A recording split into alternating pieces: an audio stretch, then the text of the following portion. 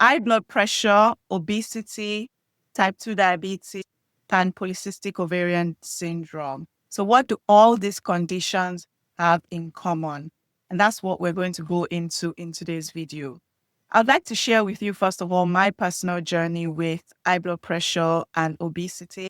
And of course, that's the struggle I've had since a young age. I've struggled with my weight since I was like in secondary school.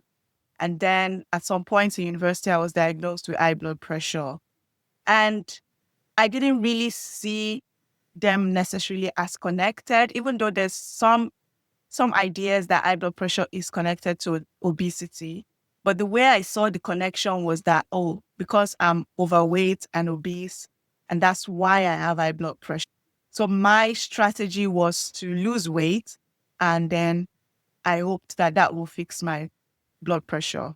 And of course, I put a lot of effort into the idea of losing weight, through various dieting and exercise.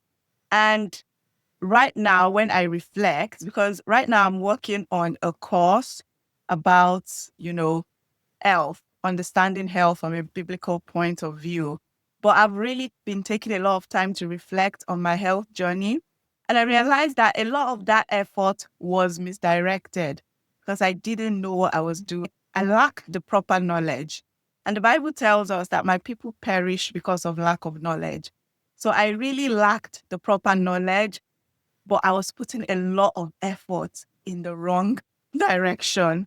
And even though I would, I went through all the roller coasters. So sometimes I would lose weight and perhaps the blood pressure would improve a little bit, but it wasn't really cutting it. And of course, I wasn't really maintaining a stable weight loss and stable health to the extent that I desire.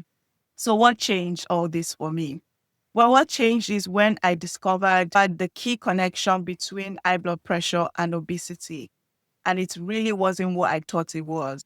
The true connection is something called insulin resistance. So what is insulin resistance? Insulin resistance is simply a state where the cells of your body are resistant to the hormone called insulin. But I'll take you through how this actually happens. So whatever you eat, it drives or it will call for an hormonal response by your body. So we'll just focus on insulin alone. Of course, there are many hormones that your body produces in response to what you eat. But for the purpose of this video, we'll just focus on insulin and what it's doing. So when you eat a meal, your body breaks it down into simple parts, which are glucose, amino acids, or fatty acids. So when you eat carbohydrates, for example, bread or potato, your body will break it down into a small part that can actually be absorbed and used by your body. That's what your stomach and your intestines, your gut are doing. They're breaking the food down. So you have this small molecule called glucose. And the glucose is what goes into your bloodstream. And when that goes in your bloodstream, your body will respond by producing the hormone called insulin. And why does it do that? Because you don't want glucose just swimming around in your bloodstream. You don't want that high amount of glucose. It's not because glucose is bad in and of itself. It's just that if it's too much in the bloodstream, it will be causing damage. So your body is very smart and intelligently designed by God. So it will make efforts to push the glucose into the cells. And it is doing this by producing insulin. And the insulin tells the cells to take up the glucose that is in the bloodstream. And the cells will do this effectively, and your blood glucose or blood sugar level will normalize. So it's the normal process that is supposed to happen. So why does insulin resistance happen? Insulin resistance happens when, over time, there is a chronic, consistent overconsumption of carbohydrates, and that drives your body to produce more and more insulin to push the high amount of carbohydrates into the cell. And the cells are getting saturated, like they've had enough. So they're saying, no, we don't want all this glucose. And they're pushing back, so they're becoming resistant. But as they're becoming resistant, your body still wants to get rid of the glucose. So it just produces more and more insulin to try and push the glucose into the cells. And that will work for some time. But over time, like over years, that process becomes dysfunctional and it will work less and less. And that's when conditions like high blood pressure, obesity, type 2 diabetes, and PCOS happens. It happens because certain cells in the body have become resistant to the effects of insulin, and that glucose is staying in the bloodstream and causing damage, but also the high insulin, the chronically high insulin flowing through your bloodstream all the time is also causing a lot of inflammation and a lot of damage to your cells. So that is essentially what insulin resistance is and how it happens. So insulin resistance is happening for years, but over time, it becomes what we call metabolic dysfunction. And metabolic dysfunction is where you begin to see the effects of the insulin resistance in different systems and organs, such as high blood pressure in the cardiovascular system or cardiovascular disease. Is even cardiovascular disease has been linked with this same root cause. And that's when you become obese as well. So obesity is a symptom of insulin resistance. It is not actually a cause. It's just a branch. So I want you to think of insulin resistance as like a tree, and it has many branches. And which branches manifest in which person is going to be different because of your maybe genetic makeup or whatever. But essentially, all these things that we see as the common chronic diseases, I mean, there are many other ones apart from the four I mentioned, but all these diseases just branch out. And unfortunately, a lot of our strategies, like my strategy is to deal with the branch of obesity and, oh, I'm going to lose weight and that will fix my high blood pressure. Maybe, but it really depends on how you lose weight. So that's where the knowledge comes in. Knowing what's wrong will help you actually deal with the root cause, and that will actually help promote healing rather than symptom control. What do you do if you already have metabolic dysfunction established, or you feel like you're probably going towards that because you're noticing some things about your body or about your health? Is there anything you can do to help? Well, there is good news. There's a lot that you can do to deal with the root cause of metabolic dysfunction. The root cause is insulin resistance. And today we've spoken about the nutritional root, which is the major root.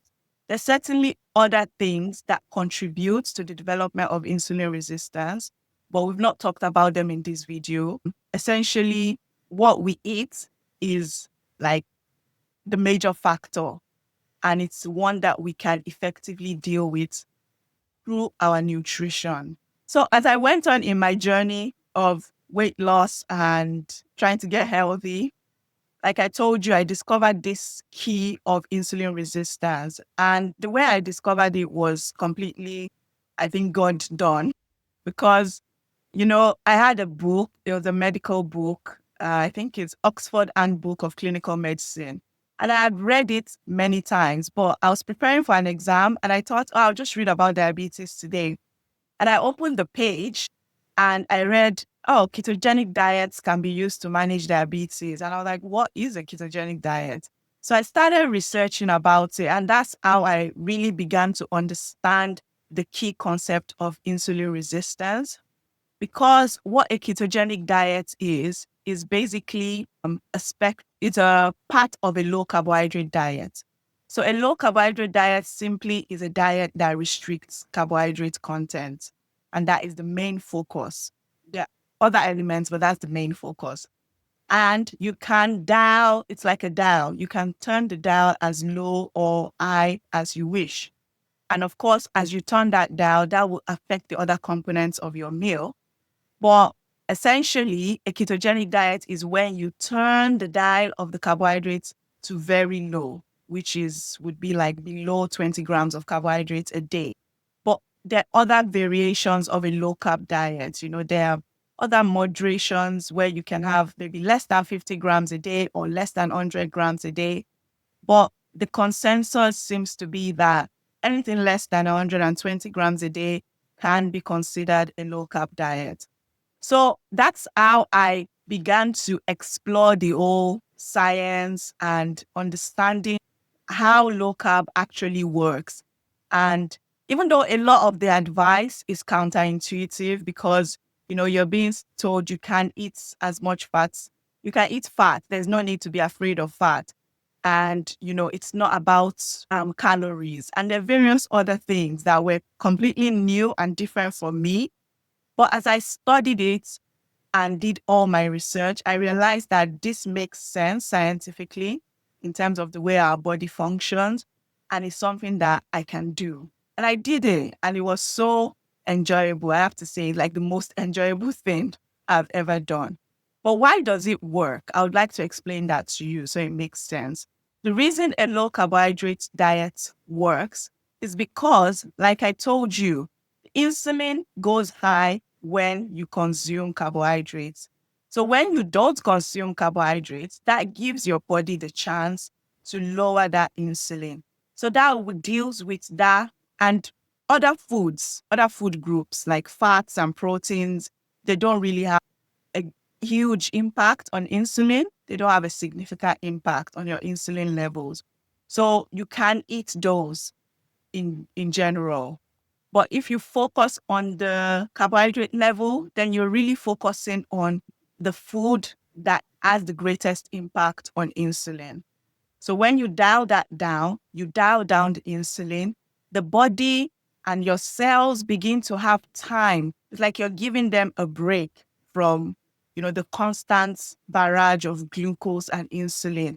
And they have time to heal because your body is designed to self-heal. There's so many self-healing mechanisms in your cell, and they would work if they had the opportunity to. So you're trying to create an environment where your cells can heal and become better and more sensitive to insulin. And as a result, if you stick to it and are consistent, you will notice the other benefits. Because as you heal from the inside out, those things that are the branches will also get better because the root is being dealt with. So the tree itself is being taken care of and brought back to normal function, then the branches will be healthy. So you will begin to experience improvement in your blood pressure, improvement in your weight. If you have PCOS, that you can begin to see that improving. If you have type 2 diabetes, things begin to improve. I mean, people have been able to reverse their type 2 diabetes by following a low carbohydrate diet, obviously a well-formulated diet. Like I said, a low carbohydrate diet is more complex than that, but that is putting it in simple form. So you understand the concept of it. And especially if you have been diagnosed with a condition or you're already taking medication for something, it's always best to check with your doctor before you make any major changes. And there are lots of practitioners out there now that are skilled in managing people that have various conditions and helping them through their low-carb diet and even in adjusting medication. So do reach out if you want to find out more about that. So if you found this video interesting and helpful, please subscribe to the channel. And thank you so much for watching.